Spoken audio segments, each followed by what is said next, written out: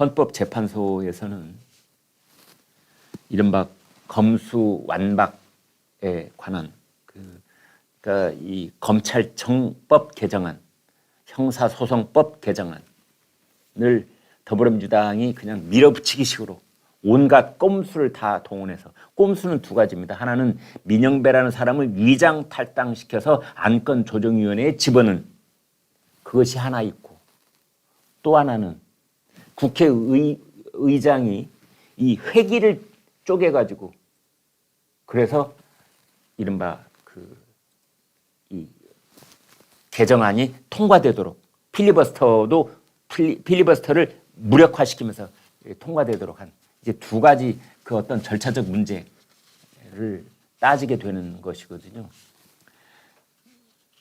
그래서 권한쟁의 심판이라는 말씀을 이제 드린 적이 있는데, 권한쟁의라고 하는 것은 국가와 혹은 정부와 민간인이 아니라 정부 기관들끼리 이 벌어지는 쟁의에 대해서 헌법재판소가 심판을 내려주는 것, 이것이 권한쟁의 심판입니다.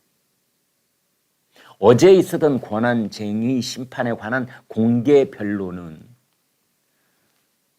이쪽에는 국민의힘, 이쪽에는 국회의장과 법사위원장, 이렇게 되는 겁니다.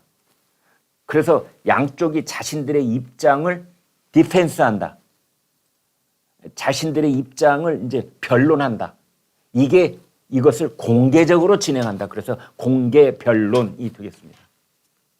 매우 중요한 일입니다, 여러분. 이제 여기에서 뭐 다 법조인들이 나와서 아주 복잡한 법리를 드러내면서 뭐 여러 가지 얘기를 하고 그러는데요. 제가 그것을 저 같은 이 법률적 지식이 아주 그냥 이 무식한 제가 이해를 한 용어로 여러분께 말씀드리면 여러분께서는 더 이해하시기 쉬우리라고 생각이 되어져서 말씀을 드리겠습니다. 어제 이 국회의장하고 법사위원장 그쪽에서 들고 나온 거는 자유유임 원칙이라는 겁니다. 말이 뭐 자유를 어떻게 유임받습니까? 그런데 아무튼 그런 말이 있습니다. 이 헌법학 원론에 보면은 자유유임. 이건 뭐냐? 국회의원이라고 하는 국가기관은 그 누구로부터 구속도 받지 않고 자기 양심에 따라서 어떤 결정이든 다 할 수 있다라고 헌법에 되어 있으니까 이것이 바로 자기 자유의지로 국민들로부터 위임을 받았다. 그래서 자유유임 이렇게 되는 겁니다. 국회의원, 우리 헌법에서는 국회의원들에게 가장 중요한 그 성격을 두 가지를 부여를 하고 있는데, 하나는 국회의원은 자기 지역구 이익을 살피는 게 아니라 국가적 이익을 우선한다, 이렇게 딱 헌법에 명시가 되어 있습니다. 그러니까 국회의원은 가령 종로구를 지역구로 가지고 있는 뭐 최재형 의원이라고 하더라도 최재형 의원은 종로구라는 지역구의 이익보다는 대한민국이라는 전체의 이익을 최우선시해야 된다. 그래서 국가적 대표성이, 그게 국회의원한테 첫 번째 그 성격 규정, 헌법적 성격 규정이 첫 번째가 국가적 대표성, 두 번째가 바로 이 자유유임 이겁니다. 민영배, 내가 좋습니다. 민영배 지금 무소속이지요. 광주에 지역구가 있는 더불어민주당이었다가 위장 탈당을 한 그 장본인, 그 사람에게 자유유임의 그 원칙을 적용을 하면은 자기가 탈당을 하든 말든, 뭐 그래서 무소속이 되든 말든, 안건조정위원회에서 뭘 찬성하든 말든, 이건 본인의 양심에 따라서 하는 거다. 누가 이래라 저래라 할 수 없는 거다. 이제 이런 겁니다. 왜 이게 문제가 되느냐 하면은 이른바 당론이라는 것이 있으니까 그렇습니다.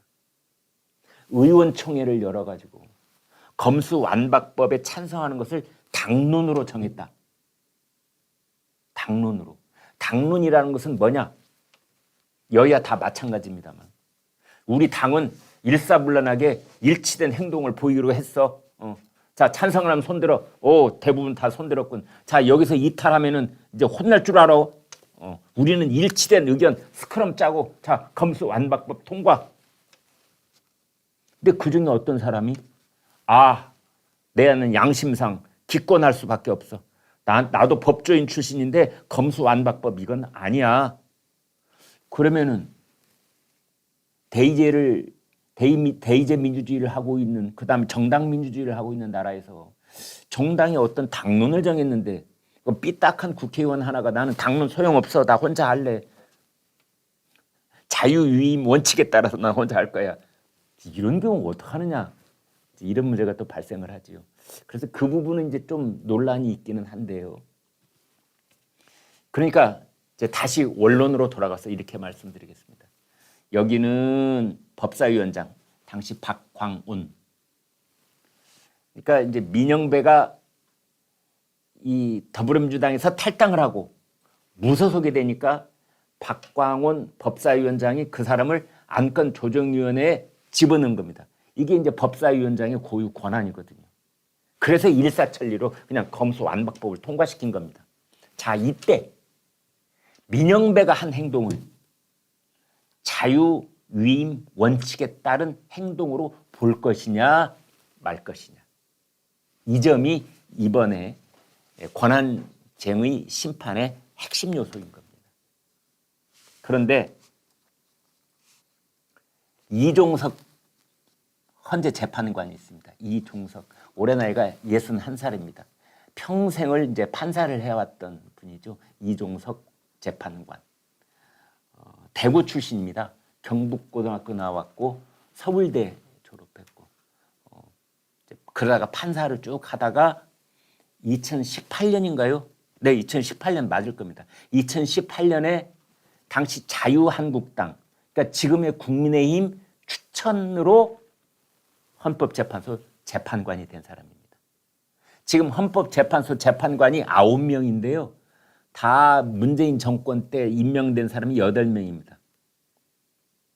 근데 지금 이제 이종석 헌법재판관이 이렇게 아주 예리하게 묻습니다. 국회의원의 활동이 당신네들 말하는 것처럼 말이야, 자유유임의 원칙에 따른 뭐라고 하는데 그러한 행동이 헌법과 법률을 명백히 위반한 경우에도 존중돼야 한다는 것이냐? 아니, 자유유임의 원칙, 그 원칙 좋아. 헌법에 있는 거 나도 알아.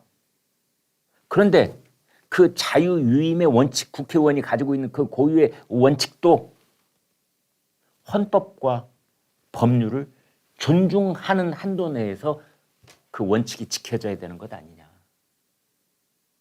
이렇게 더불어민주당 쪽 대리인, 그쪽이 이제 변호사가 되겠지요. 박병석 국회의장과 박광운 법사위원장을 대신해서 나온 변호인들한테 따져 묻는 겁니다.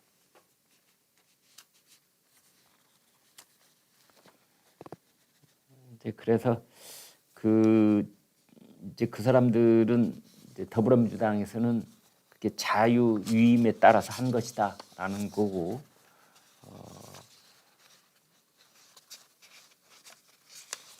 이제 이종석 헌법재판관, 그리고 그 국민의힘 쪽에서도 이제 나가 있는 겁니다. 아까도 말씀드린 것처럼 권한쟁의 심판이 국민의힘과 국회의장, 국민의힘과 법사위원장하고의 다툼을 이제 하는 것이기 때문에 그렇게 되어 있습니다. 그건 뭐 절차적인 문제도 또 복잡한 게 있는데요. 일단 그런 상황이다, 이렇게 보시면 되겠습니다. 여기에는 두 가지가 있습니다. 권한쟁의 심판에는 하나는 국민의힘이 이 헌법재판소에 신청을 한 권한쟁의 심판이 있고, 또 다른 하나는 한동훈 법무부 장관이 내놓은 권한쟁의 심판이 있습니다. 그래서 우리 법무부가 국회의장에게, 법무부가 법사위원장에게 이제 요 한 덩어리의 권한쟁의 심판이 있고, 또 다른 한 덩어리는 국민의힘 정당이 국회의장에게, 국민의힘 정당이 법사위원장에게 된 권한쟁의 심판이 있는데, 어제 있었던 공개 변론은 이 국민의힘이 신청한 것에 대한 공개 변론입니다. 그러니까 이 한동훈 법무장관 쪽이 낸 그 권한쟁의 심판은 아직 시작도 안 한 겁니다.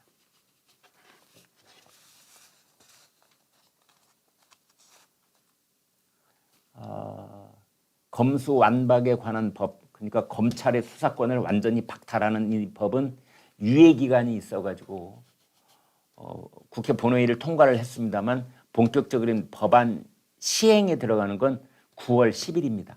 9월 10일. 오늘 조선일보 사설 이렇게 되어 있습니다. 헌법재판소는 검수완박법 시행 전에 위헌 여부를 결론돼야 한다. 이런 법안의 시행일이 9월 10일로 얼마 남지 않았다. 이번 사건은 입법 과정과 논의 내용 대부분이 공개되어 있어서 사실관계 확인에 많은 시간이 필요하지 않을 것이다. 법이 시행된 이후에 위헌 판단이 내려지면 혼란이 야기될 수 있으므로 헌법재판소는 가급적 법이 시행되기 이전에 본안 사건의 결론을 내야 한다. 그게 어려우면 법무부가 낸 효력정지 가처분 신청에 대한 결정이라도 내려야 한다. 네. 아무튼 헌법재판소가 이제 어제 공개 변론을 했기 때문에 곧 여기에 대한 선고를 내리지 않을까, 그렇게 촉구하는 사설을 여러분께 말씀을 드렸습니다.